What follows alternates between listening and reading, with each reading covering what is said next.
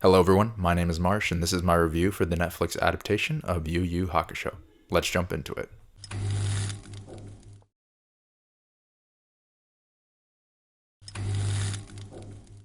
So, Yu Yu Hakusho. This is going to be a spoiler-free review of the Netflix adaptation. So I won't be talking about anything that happens in the show. I'll just give you some pros, some cons, and I think you should watch it if it's worth your time. Let's go ahead and get right into it though. If you end up liking this video, consider leaving a like and subscribing. Other than that, let's get started. So for context, going into the show, I have seen the original anime all the way through. It was about 6 or 7 years ago, so I don't remember every detail of it. It's a little hazy, but I am aware of the source material, however. Now, just to be quite honest with you guys, I don't think this is a success like the One Piece anime adaptation. I think we're out of that section of good adaptations. It's not a turning of the corner with now, since One Piece happened, all the anime adaptations are going to be good. This one's pretty bad, to be honest. I don't know if it's worse than Cowboy Bebop or not, but there are a few things they do good and a lot that isn't done well. I think the first major problem with the series is that they try to adapt a majority of the anime, probably 2/3 to 75% of the anime, in 5 episodes. 5 episodes. That's not nearly enough time. Not even 8 like a usual Netflix show, which leads me to believe they may have had like a super low budget with this because they couldn't even get 8 episodes, which is usually what everything gets with Netflix. So only 5 is a major concern. And because of that, they basically cut through multiple events and there's no real sense of character development, or like you don't feel rewarded when things happen. Things just happen. There's no explanation, there's no time to sit on it. The first episode, I feel like they spend enough time with you, and it's actually probably the best episode in the series is the first episode. After that point, everything's pretty much downhill. The only pro I would say really with the series is with the fighting. The fighting is enjoyable to watch, so that is something at least that stays throughout all 5 episodes. The fighting is good, but in terms of everything else, it struggles. One of the biggest things, like I mentioned, is the pacing. It's nonstop. It really reminded me of the recent Hellboy movie, which I think is one of the worst movies I've seen in theaters.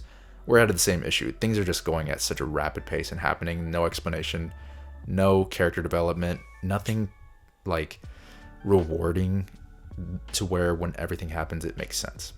That's the biggest issue. The other thing as well, there's just, you can tell it wasn't like a Western group that adapted it. Not that it's needed, but when it comes to live action, the problem I have with it is they bring a lot of these anime-esque tropes into the live action. What do I mean by this? I mean characters over exaggerating their voices. Like the voice acting, of course, is great, but it's not a voice acting thing when you're doing live action. You have to do the acting as well. So it's like a lot of characters are caricatures. Like you have people who are at a funeral and they're screaming at the top of their lungs, like because of certain things, and they're saying just stupid things, and other characters are flailing their arms and doing crazy reactions. And there's a lot of these anime tropes and things that are thrown in there that doesn't fit for live action and doesn't hit the same. That's probably one of the biggest turnoffs when it comes to it in general. And it's not because, oh, we're talking to a Western audience. I think just in live action in general, it's not like that. So like there's a Godfather mafioso character who literally has his cheeks stuffed like Al Pacino with like cotton balls.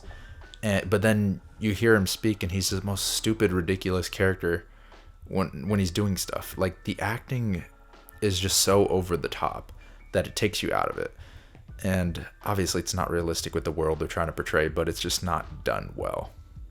The other thing as well, you can tell they're on a low budget. Outside of a few characters, a majority of the wigs specifically are very distracting.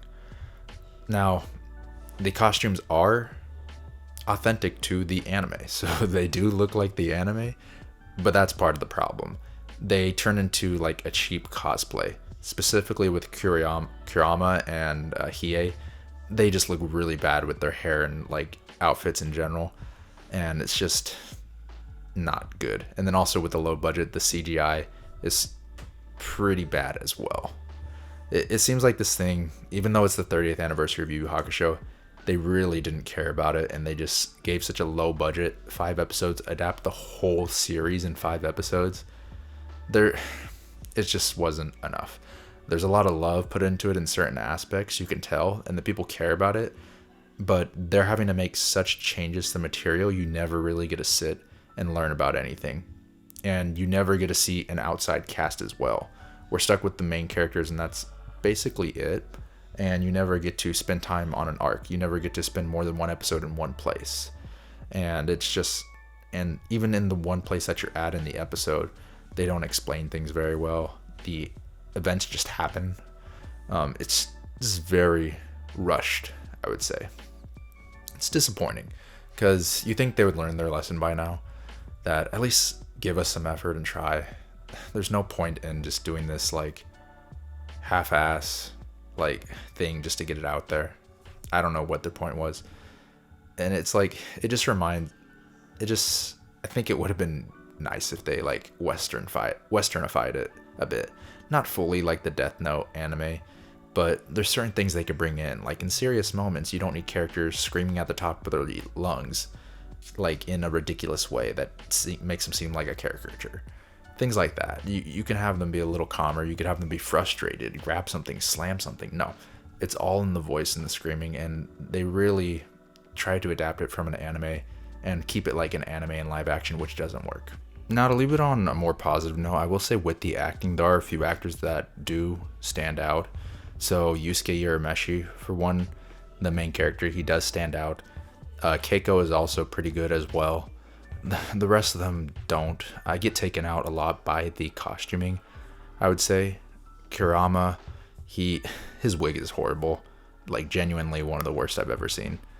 They should have just figured out a different way to do that. I like the characters with the real hair, their costuming's fine. It's the characters that have wigs that just really stand out as like a bad cosplay. And that's what I didn't want. So, should you watch Yu Yu Hakusho? I would say if you're a fan of the series, but you don't care about it being faithful, go ahead. You'll enjoy the fights. You'll have a good time, especially with the first episode. I think that's the best one. In terms of the rest of it, though, if you're very faithful to the series, you don't want to be upset, you might just want to skip out on this and not be part of the rage.